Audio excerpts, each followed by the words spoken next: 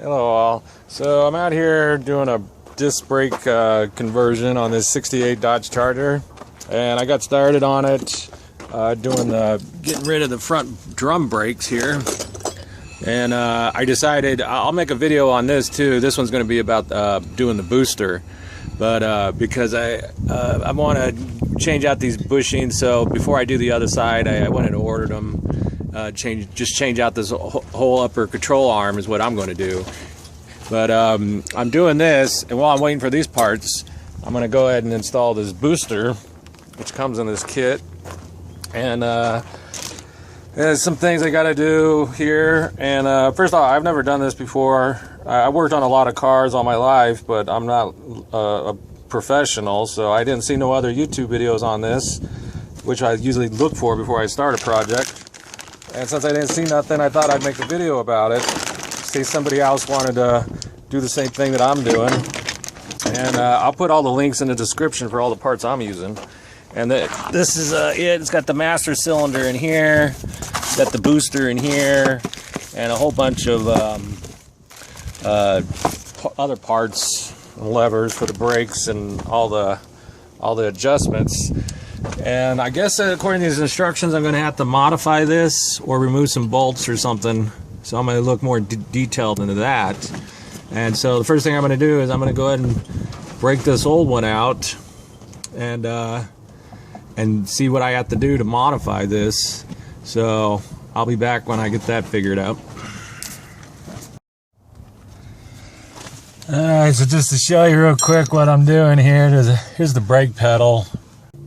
Here's the brake pedal, and all I do is remove this nut right here that goes to the master cylinder, the old one. So I got 4 going around. I don't know if you can see in there, but there's 4. This one on the right, upper right, looks like it's going to be a real pain to get to. I'm not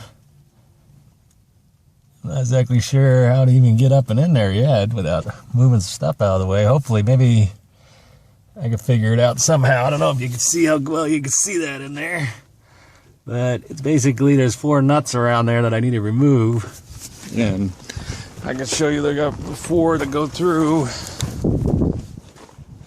which is these 4. 1, 2, 3, 4. It's been sitting a long time, since 1980, this Charger. You can see this old master cylinder, how bad that is. So I'm going to get to work trying to bust those loose. This one looks like it's going to be a bit of a pain since it's hard to get up and in there. But there might be something easier. I might wind up looking at these bolts even, see if I can't break these loose and pull the whole thing out maybe. And but that's the point I'm at now. I'll be back. Okay, so I got those broke loose. The upper right one for me didn't have a nut on it. So there was only 3 here, 2 on the left and 1 on the right, so I didn't have to worry. I was worried about getting up and in there, but there was no nut on there.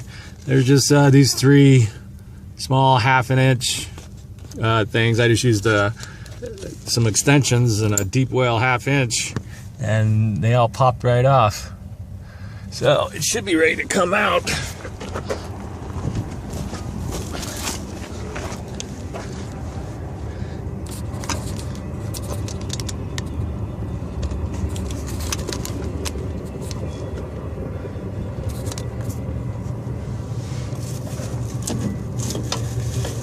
There it is. There's the old one. This one didn't have a nut on it in there, but these 3 did. You just need a deep well 1/2 inch or 13 millimeter and pop those off. Of course, along with this bolt that went through there.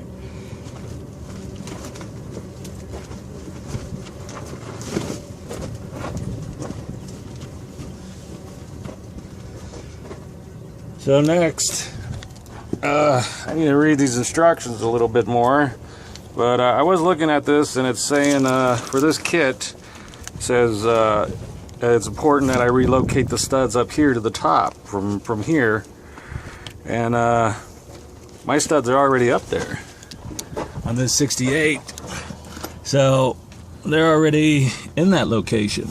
I'm gonna have to pay attention and see how well everything fits in there and matches up, but So far, I think I've gotten lucky. I'm not seeing none down here. Maybe that's for a different, like 69, 70 maybe. I'm not sure.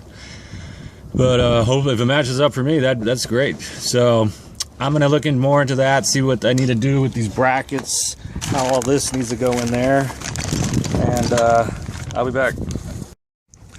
Alright, so I'm reading their instructions, and this is basically the way it's going to be bolting up. It's got this bracket right here, which just a big old bracket. It's got this thing where you got to attach a boot and slide on with 4 holes so that keeps the weather out.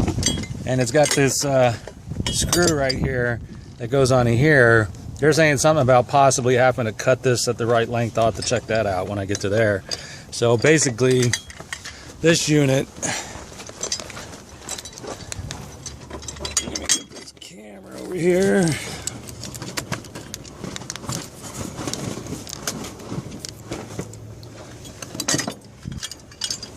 So basically, this unit is going to slide straight in. Hopefully you can see that the way I'm doing this. And the booster is going to come on and bolt onto this back.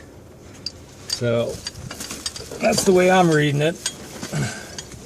I need to get the bolts, get it all lined up, and get it bolted in.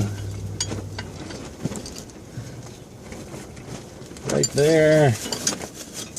And maybe it goes up like this. That would make more sense like that. I'm thinking I'm going to look a little more into it, and I'll be back once I figure it out. Alright, so I'm back, and I got the bracket in there. They didn't include any screws or bolts to go through, so I was using the old round ones, and as you can see, it got this little grooves in it. Hopefully you can see that.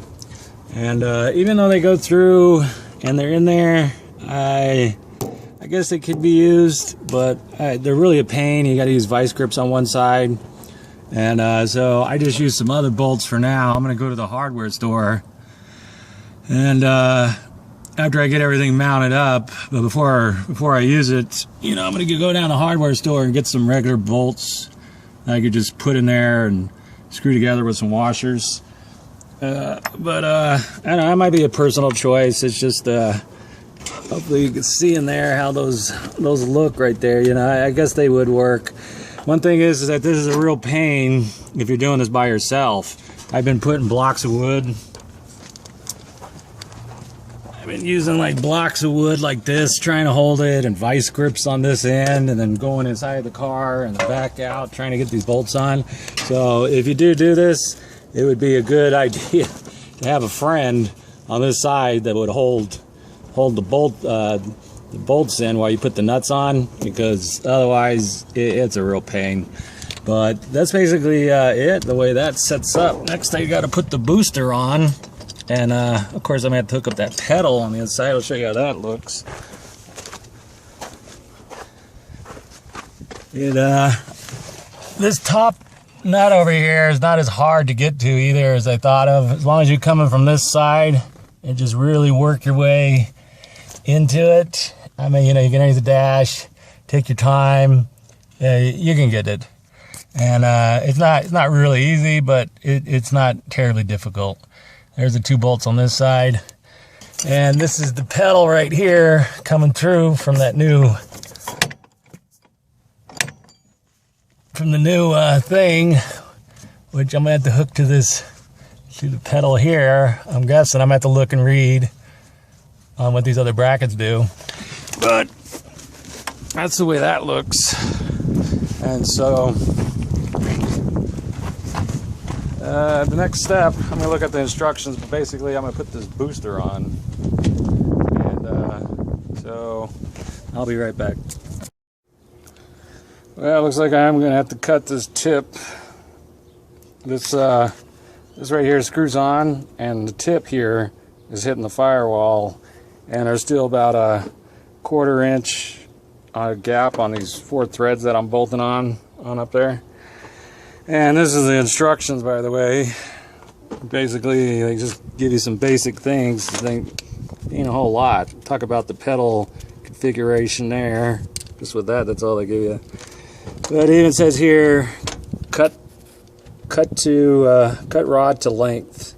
So you're supposed to set up the pedal in this configuration with the board under it, and then figure out how much you need to cut off of here, which I was hoping not to cut none, but I'm going to go ahead and take off at least a 1/4 inch for now. I don't want to cut too much. I could always cut more later if I need to. So I'm going to cut off a 1/4 inch just so that it's not hitting the firewall.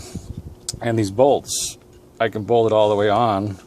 And so that's where I'm at. Okay, so I got it in there. I got it bolted up so that the back here, the bolts, and it would flush up against it. But it still is touching a little bit, so I'm probably gonna have to take that off and cut off another 1/4 inch or so. And of course, I got the vacuum line pointed towards the engine, so that give it its boost. But yes, but at least I got that all in there. I'm probably going to call it a day here on this part, and then make a second part with the master cylinder. But there it is. Brake line's in there, and that's how much brake pedal I got on this. Of course, I could take out some of this carpet. And I'm probably going to have to test it out before I'm really positive on the length of this bar right here. Right now I'm using the shortest bar. I might have to go back to the middle bar, or maybe even the little bigger bar. I don't know. It's really going to be a little bit of trial and error on the test, the way I'm going to do it. I'm sure it'll stop once I get done. But, you know, the best it could possibly be is gonna need a little bit of tweaking, and the only way I can really see how to do that, I'm sure there's a more professional way to do this, just the way I'm going to be doing it, is a little trial and error. That, you know, if I feel like I need more pedal, then I'll add a longer bar and stretch that out a little bit. But that's where I'm at. I'm probably going to take a little bit more off of there, and so it's not hitting the firewall. Make sure everything's bolted up good. Still got to go down to the hardware store and get some good bolts for the fire going through the firewall right here. But I'll make a second part when I do the master cylinder. So that's all. At least that's all in there. So I'll make a second part of this when I install the master cylinder and see how well it goes.